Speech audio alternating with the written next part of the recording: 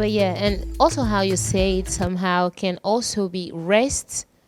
When I see you, girl, when I see your routine, I'm like, rest means something different for you, because rest does not look like, let me binge watch Netflix and just chill. But you have a routine. You have a routine. You were sharing with me a routine that you've been doing for 6 years now. And yeah, please tell me more. Tell me how building this routine helps you find also balance. Yeah, I've always said you cannot give what you don't have. So I'm a big believer in you have to give yourself, you have to pour into yourself first so that you can pour into others. Right? Does that make sense? A lot of times we think, well, I need to help other people first, and then once I've helped them, then I can help myself. But on a flight, for instance, they tell you, you know, you need to put the oxygen on yourself. The reason is, if you have the oxygen, in case of turbulence or whatever, you put oxygen on yourself. If you have oxygen on you, then you can help others. You can help other people put it on. You can help other people who are struggling to reach to the, you know, the thing to put it on. You can help others. But if you're not taken care of, you can't actually help other people. And so I always think of my mornings as sacred. I don't start my morning. I used to do this many years ago when I was young and I would say immature. I would wake up and I would just start working. Like literally, I would sleep with my laptop in the bed, and the minute I will open my eyes, I'm already typing. I need to finish this. Yeah, I have this proposal, I need to send it, or an email I need to respond to, and I don't do that anymore, because I think there's so much that you can do in the morning that is really going to set the tone for the day. So my routine now, as it is, I wake up at 4 a.m. I pray, I read my Bible, I worship God, I then exercise. And my exercise is like, sometimes I go for a run, then I come back and I do other exercises for another 30 to 45 minutes. Then I get ready for whatever I'm doing that day, and then I have my breakfast.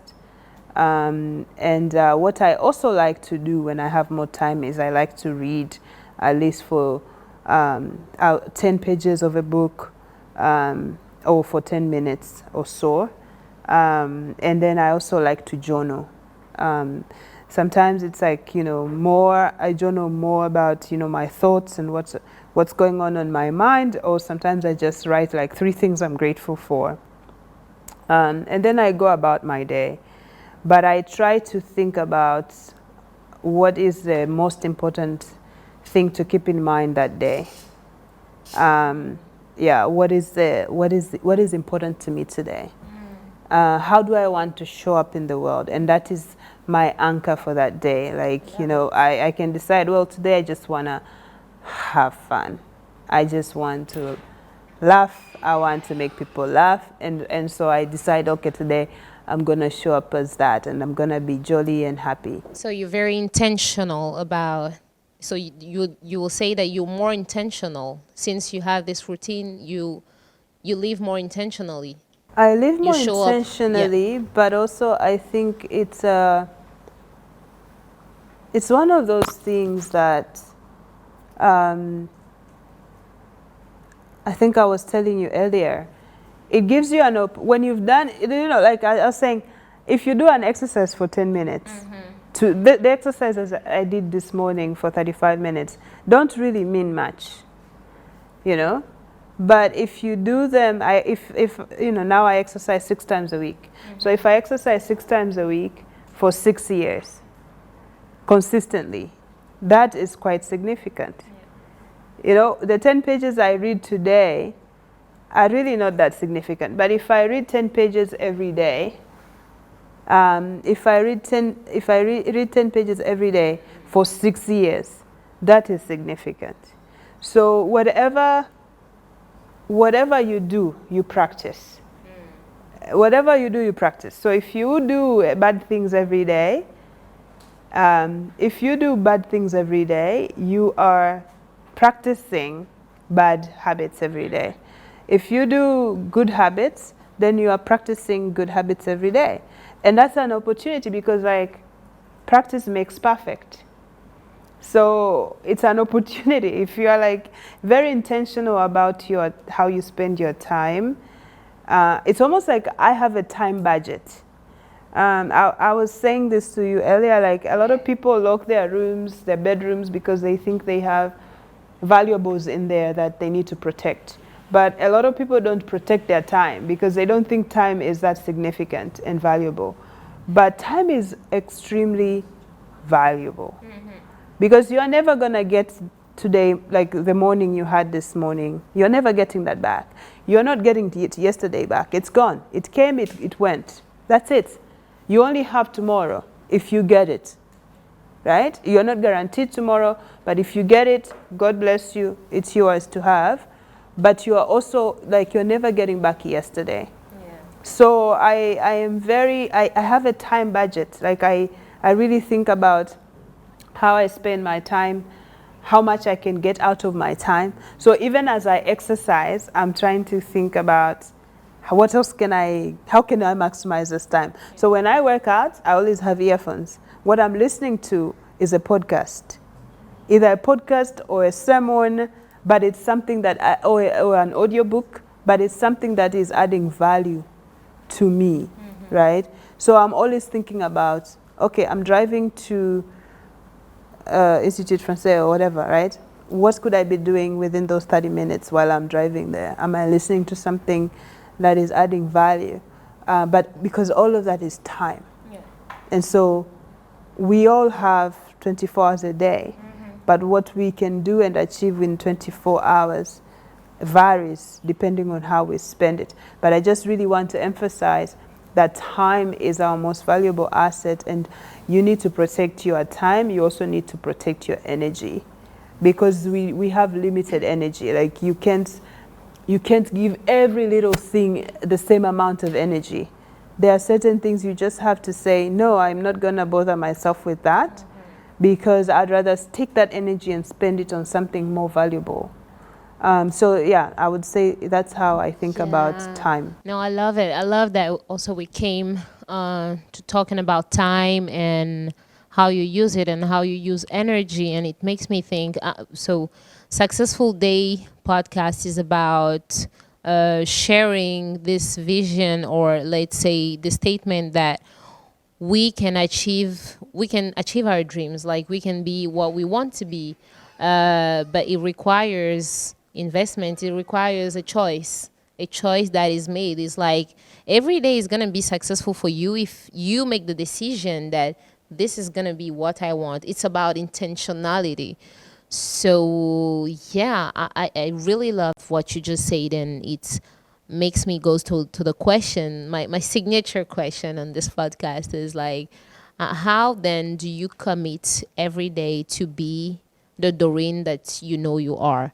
Like deep in you, maybe you want to share who this Doreen is. Like we've heard Doreen pitching and winning awards, and TED talking, and so, but who is Doreen that you know, and how do you commit every day to be Doreen? Wow, that's a big question. A big question. I will attempt to answer it. I think I know who I am. I'm somebody who is always looking within. I look within, and I think a lot of what's within has been a collection of, obviously, my life's experiences, where I grew up, my family who contributed into and poured into my life, but also just God and how I've experienced Him and how He has shaped me. And I think based on the experiences that I've had over the years, I have seen myself, I guess, what's the word? I've seen myself in many different forms, but I think they have always been very consistent and almost like thematic. Like there's one or two big themes about me. I would say the biggest for me is like, how do I make sure, first of all, like this Doreen, that I am even right now struggling to describe myself, continues to be herself. I'm very big on like authenticity. Yes. I am always thinking, actually more even than thinking, I'm always asking myself, but Doreen, what do you really want? What is your dream? What do you want to birth into this world? Whose life do you want to impact? Why do you want to impact that life?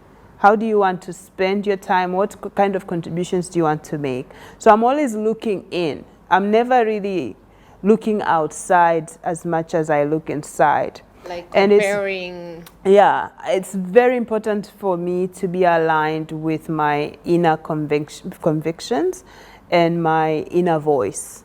Like it's extremely important, which is actually something I was talking to my cousin the other day, and she said, she put this post where she was saying, I've always tried to be like other people, and then somehow I've just decided to give up, something around that. And I messaged her and I said, the funny thing is I have always tried not to be like other people, like since I was, for as long as I can remember. Like for me, I've always tried to make my own way, and to, if people are going south, I'm happy going west just by myself. Like I have no problem with that, as long as it's true to me. And I said, it's funny that I cannot resonate with this post, because I've always tried to do things differently and to do things my own way. And she said to me, that's why you are unforgettable. And I thought, I have never, first of all, I thought, wow, that's the biggest compliment I think I've ever received, especially from my cousin. You know, when cousins are people that, they love us so much and they're crazy at the same time. So like, you really get compliments sometimes. Yeah. But I was like, that's interesting. And I thought, yeah, actually, I've always tried to do things my own way. And that's so important to me. It's not just that, it's not that I'm just trying to do my own thing. I am trying to be aligned with my inner convictions. Because I think a lot of our suffering comes from a place of a contradiction between what we want, what we really, really want, and what we feel inside of us, and what we are doing on the outside. Yeah, what maybe the trend might tell us. When there's a misalignment, then there is suffering. Like, when people suffer, when it's like, I really want to do this thing, but I feel like nobody will understand or will support it, or they will think I'm crazy. Therefore, I'll just do what they want or they expect me to do, so that I please them, but I displease myself. And when there's that contradiction, you suffer quite a lot. You suffer mentally, you suffer emotionally. And I think I've always decided, you know what? Nobody is going to live with the consequences but me. So I'm going to make decisions that are for me, that I think are best for me, and I'm willing to live with the consequences. Whatever that looks like, I'm willing to live with the consequences. I love it. So it's to make a choice that way. Like, I want to live with the consequence. Like, it's living on your own terms, actually. Yeah, because what's the alternative? The alternative is to please other people, and then you live with the consequences of pleasing other people. Yes. Right? Yes. But I'd rather make a decision that I feel is really the best for me, and then if I perish, I perish. I remember, so I went to school in America. I lived there for 11 years. And one day I told my mom, at this point my mom lives in America, my siblings are in America, and I say, I'm going back to Tanzania. And she says, to do what? I said, I'm going to Tanzania. I don't want to live in America. I want to live in Tanzania. And I said, if I perish, I perish. And I left. And it's been the best decision I've ever made. And when I say I perish, like if it goes well, great. If it goes wrong, great. Either way, this is the best decision for me right now, and I'm gonna make it. I love it. And you don't have to support me. You don't have to agree with me. I just know it's the best decision for me, and I'm gonna take it. I'm gonna give myself a shot. If I perish, I perish. What is my inner voice saying? What are my inner convictions? What do I really, really want? This is something I do a lot. I try to bring out the things that I really want. I go in, which is really important. Like, you can live your life, have your career, live your best life. It does not bother me.